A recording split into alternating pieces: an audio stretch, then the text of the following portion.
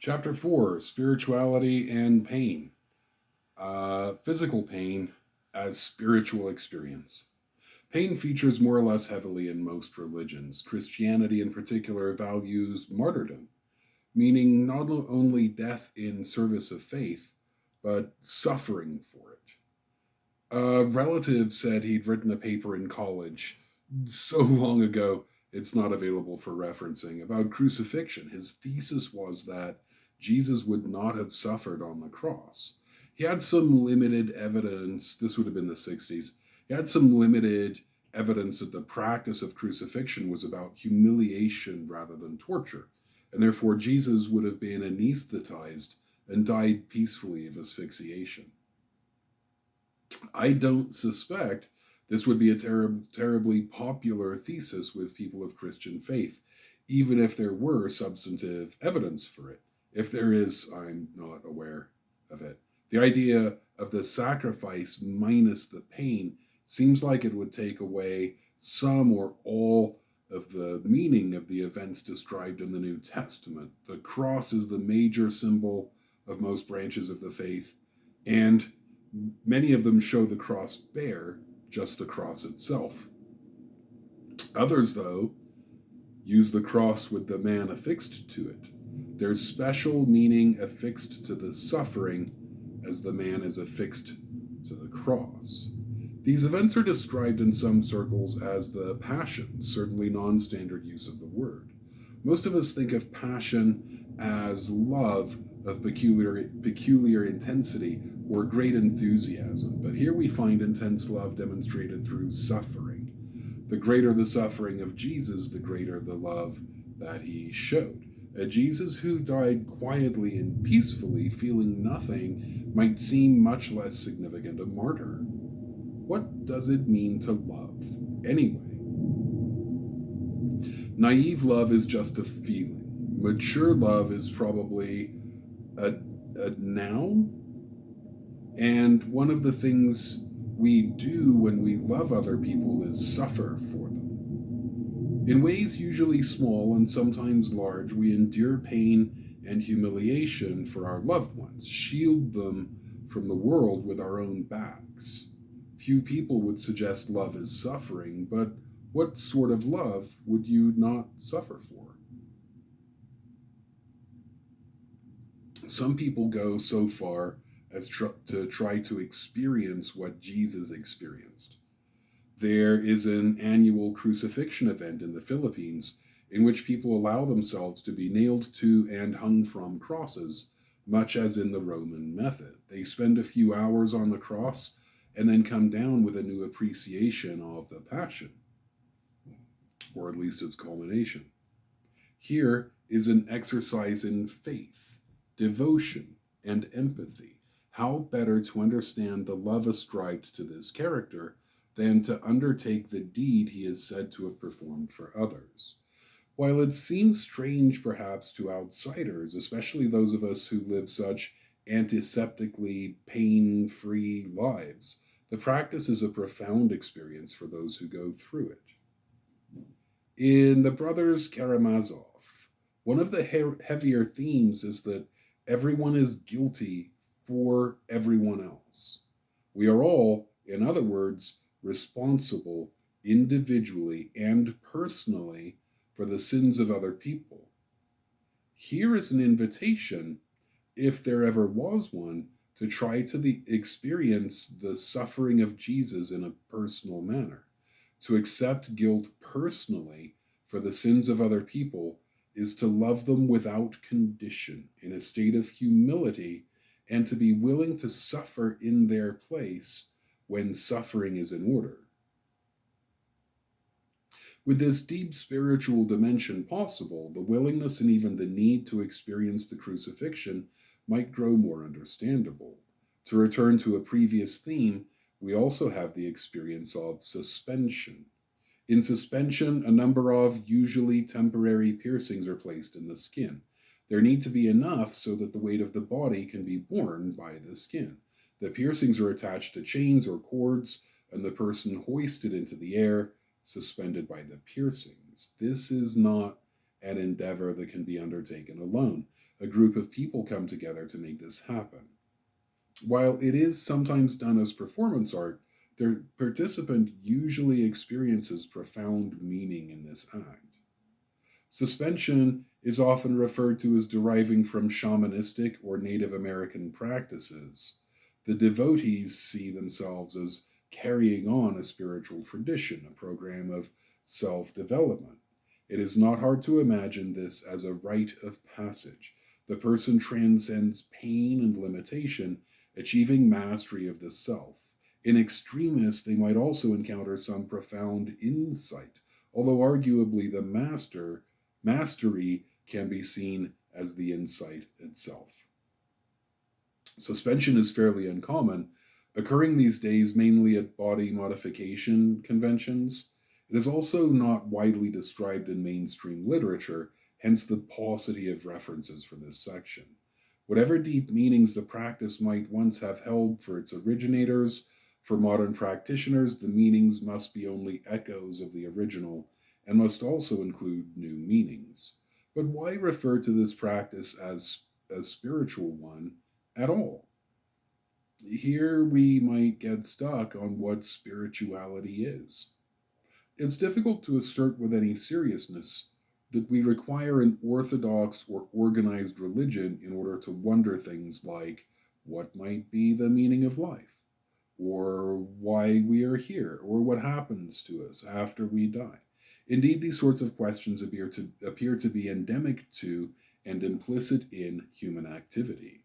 Returning to the brothers Karamazov, a character asserts that, without God, all things are permitted. The character is clearly appalled at the notion of atheism because of the idea that God creates morality. Lacking God, people would necessarily lack morality. This is a commonly held belief among people who practice particular faiths. The opposite, though, seems just as likely. We do not have morality because of churches, but have churches because we are implicitly moral creatures.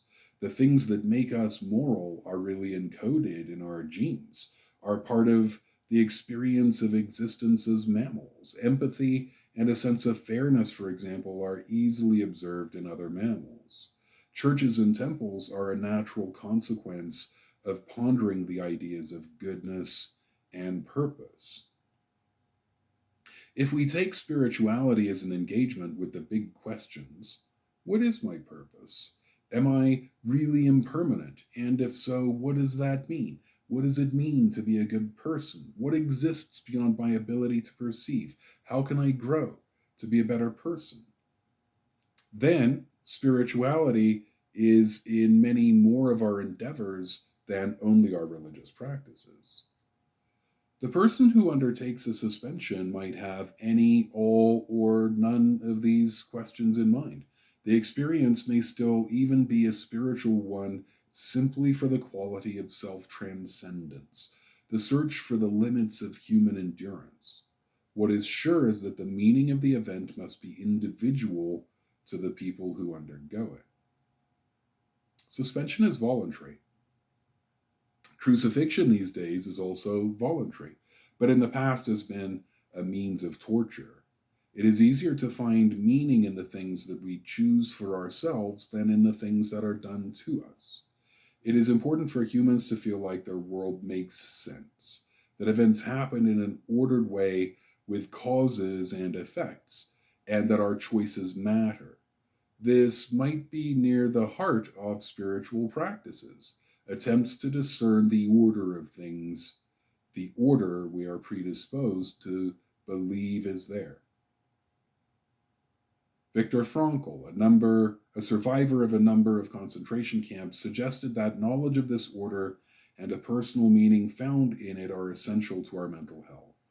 He ascribed such meanings to his survival, noting that those with nothing to live for had been those who died in the camps, and those who could project themselves into the future, into relationships and meaningful work, and something for which they had suffered were the ones to live.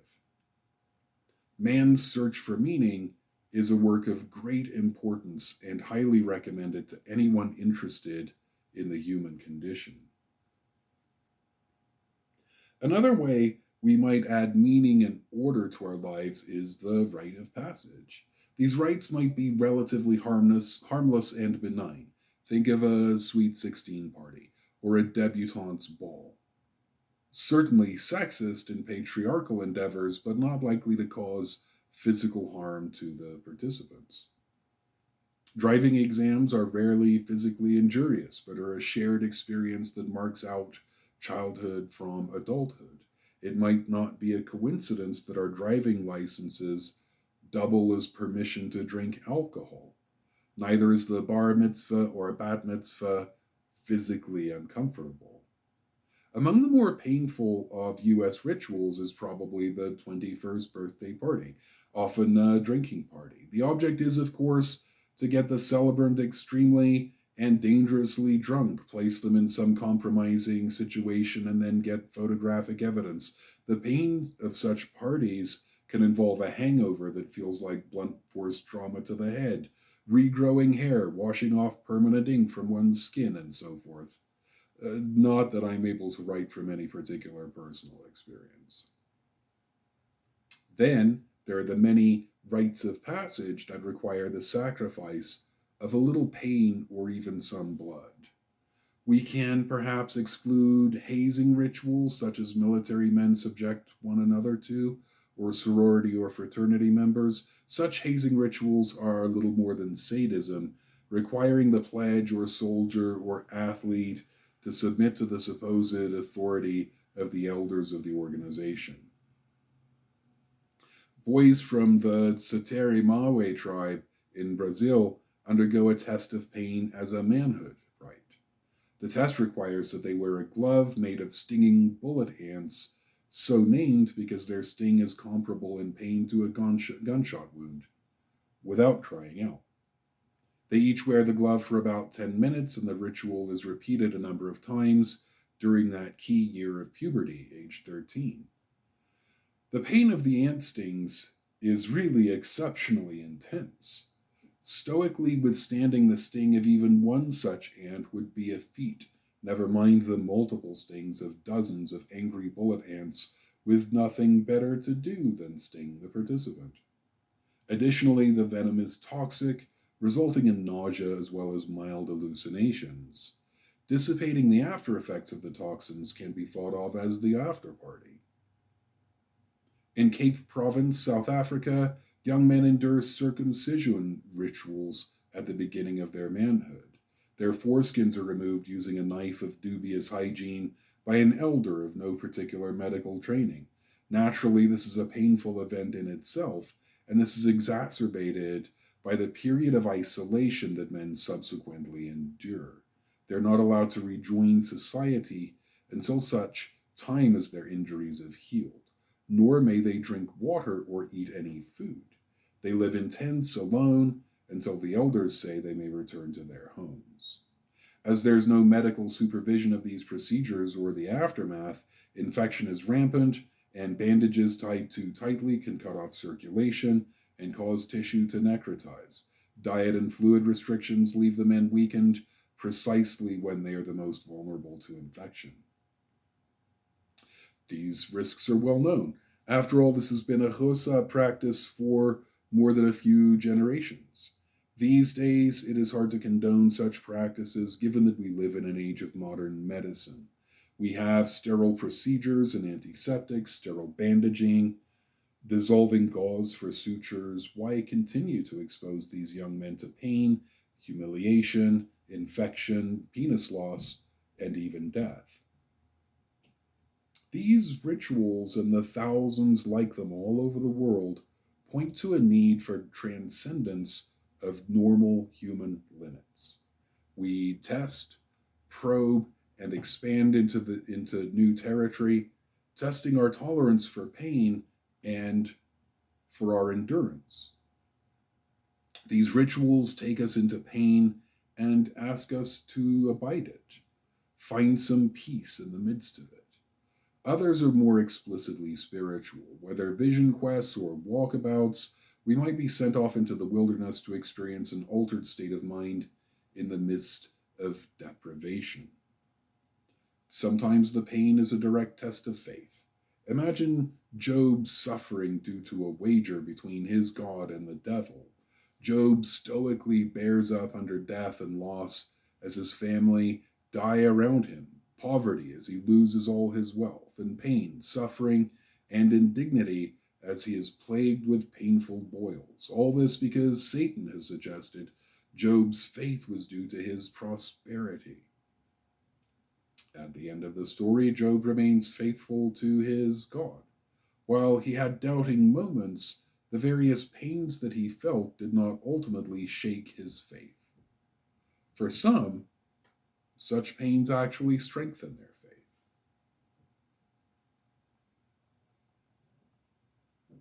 Emotional pain as spiritual experience. In Crazy Like Us, 2010, Ethan Waters describes the way the US approach to pain, namely anesthetizing and annihilating it, might be inappropriate for export. And in truth, it can hardly be said to be appropriate for us. One of the concepts in this important work is the idea of sadness as important to spiritual practice. Specifically, he writes of Japanese sadness as a spiritual endeavor. But really, the idea plays well in most settings. Take, for example, the writing of haiku. At its best, this is a discipline that examines the temporariness of human life, ruminates on the transitions of seasons as a tale of mortality. Matsuo Basho did not always write about impermanence, but when he did, he was poignant. Chrysanthemum scent in the garden, a worn out sandal upside down. It helps to have a vivid visual imagination. The simple language, the terse form of haiku ask both writer and reader to evoke something concrete with very few cues, and from those images, then wonder something deeper. The soul of a sandal rests in a verdant garden, slowly rotting even as the flowers bloom. This is a serious application of sadness to knowledge of the spirit. An old bush warbler in a grove of bamboo shoots, singing of its age. Here we have juxtaposed beauty, new green and growing things, and the promise of age and death. Bamboo grows very quickly. Within the lifetime of a warbler, it can go from shoots to a mature stand, be harvested, and replanted. On a golden screen, a pine appears of great age, locked in for winter. The change of seasons often features in this style of poetry. Such change is understood to represent the change of human seasons, the fact that we age and change and die. We pass through the springtime of our lives into summer, and then slowly pass through the autumn of middle age and die in the winter, hopefully with plenty of snow in our hair and beards. These versions of Basho's poems come from Tim Chalcott. I find them noteworthy enough to discuss for a moment in the text. What we want to bear in mind is that Basho wrote in Japanese in the 1600s. We're reading these right now in English, and that did not happen by magic. When translating poetry into English, we take advantage of our language's enormous flexibility and redundancy. We also have to be a poet ourselves. Tim Chalcott is every bit the poet. I advise picking up some of his work, or if nothing else, stopping by the website that supports this poetry. I have it here. I'll try and remember to do the linky deal later, but I might forget. It's in the book if you need it. And now, back to sadness. Sadness is a way of loving life, of savoring it because it is ephemeral. Sadness can be the means by which we grasp just how splendid is the beauty of our world. We might Look at the grandest of sunsets over an ocean or a mountain range and know that it will not last. We have to see it while we can, as in a few moments it will be gone. It is better if there is someone to share it with. This is love, too. Love cannot last. Not in the pure way we taste it when we first meet the love of our life. We know it will not feel this way forever, so we have to know it the best we can while we can. Is the best love not tinged with sadness at the knowledge of future parting? As a parent, I know this very strongly as I tuck my son into bed at night or when he kisses me goodnight. In a minute, he won't want to kiss his dad anymore. He'll want to borrow the car keys and stay out late while I pace and worry back at home. This came to pass. This knowledge makes love urgent and poignant. It adds to rather than spoiling the beautiful things. Sadness helps us see things more clearly, more brightly. It makes beauty luminous rather than ordinary. When US medicine shows up in other places with pills to eradicate sadness, and the conceit that this is the best course of action, something is lost and perhaps unrecoverable. Few people lament the loss of their physical pains or wonder if that loss might cost them something, some connection to God or to their world or their sense of groundedness. We may incur such costs by treating every headache and every bee sting and every sore muscle with painkillers, but few would notice. Perhaps short of being offered a sedative prior to the crucifixion, one was undertaking as an act of devotion, our physical pains just do not seem very relevant to our engagement with spirit, growth, or faith. Would it matter more to take away our sense of emotional pain? Like the first bite of wine in the evening or a bite of food so good it's just a little overwhelming, our experiences of joy and reverence could very well include some feeling of pain. In the US, though, prosperity is increasingly part of our religious teachings. The Christ who spoke for the poor, who said that the rich man had about as much chance of getting into heaven as a rich man had of riding a camel through the eye of a needle, has now become, in some circles, a wish granting genie. Wealth has become a respectable sign of piety. The ministers and priests tell us if we want to prosper, we need to get right with God. Whatever happened to suffering as a spiritual endeavor? Perhaps it just faded from knowledge and memory because we no longer need to do it. Suffering and deprivation here in the US have become relative. I am poor, so my phone does not have a touch screen or a data plan.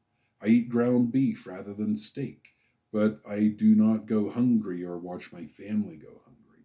I can pay a mortgage and some bills provided I don't live extravagantly. Compared to the people I graduated with, the people I passed the licensing boards as a psychologist with, I'm doing very poorly. Last year, I worked 3 jobs and made 3/5 of my friends' salaries. Compared to someone working at McDonald's or Walmart, though, I'm doing rather well. In the US, we rightly protect people from the worst effects of poverty. One reason I can pay my modest bills is I qualify for Medicaid, state funded health care. Prior to signing up for this program, health insurance was over $6,000 a year. We have food stamps to keep people from starving, to help children of poor families to not suffer the permanent effects of hunger on their development. We have food banks to help people whose struggles might be more temporary. Without very endemic poverty, there's not much reason to wonder what poverty is for. Whether poverty might make us better or more refined or holier. I suspect the reason poverty has been glorified in the past has to do with social control, and that we naturally tend to glorify the inescapable. But it cannot be a coincidence that as the worst and most crushing poverty has been crowded out of much of the US, the importance of poverty to piety has been ever downplayed. Outside of religion, there remain the dubious pseudo spiritual, pseudo scientific beliefs such as vibrational energy and positive thinking. Quantum physics does not, in fact, endorse the law of attraction, regardless of what one may have heard. But people engage with these practices who ordinarily seem very reasonable. These practices value wealth. The underlying assumption is that we all deserve wealth and that our emotional negativity is what is keeping us poor. If we vibrate positively by thinking positive and having faith, the program suggests that we can then cause wealth and health and love to come into our lives. Positive thinking indeed has some effect on self esteem and self efficacy. The belief that we're competent, that we can be agents in the world, that what we try has a reasonable chance of success. If one thinks negatively, one is unlikely to try and more likely to fail. This, however, is not magic or quantum physics, but simple psychology. As our sadness and anger and grief, our anxiety and angst become ever more irrelevant in a world that can medicate away those feelings, and a world in which expressing them is increasingly futile, naturally our faith practices and spiritual endeavors become ever more about the positive feelings. Buddhism and meditation are often sold here as anathema to pain, as the promise of constant joy on tap. Who would not sign up for hot and cold running joy? People who really and faithfully engage in the practices of Buddhism might be more cautious about some such promises. Meditation is a discipline at which most people fail and fail and fail prior to their first small success. Practitioners learn to sit with and tolerate discomfort almost before anything else. In some practices, there are hours of sitting until sitting becomes intolerable, and then hours more sitting, exhausting marathons of walking meditation, practices of self deprivation, such as daily fasting. Far from instant joy, any practice, any joy that the practice might help one access, is likely on the far end of a great deal of disciplined suffering. Just this morning, a friend's Facebook post extolled me not to settle for mere happiness, but to demand joy. This is the world we live in.